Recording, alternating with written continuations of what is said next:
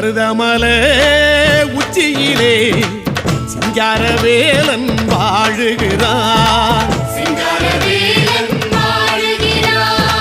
பள்ளி மகள் தூதுவர சிங்காரவேலன் ஆடுகிறான்.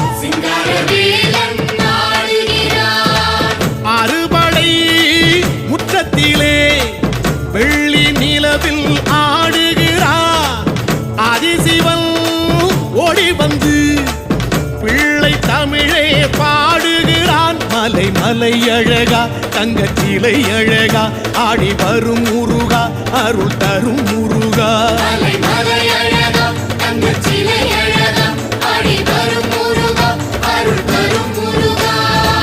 மருதமலை உச்சியிலே சிங்காரவேலன் வாழுகிறான். பள்ளி மகள் தூதுவர சிங்காரவேலன் ஆடுகிறான்.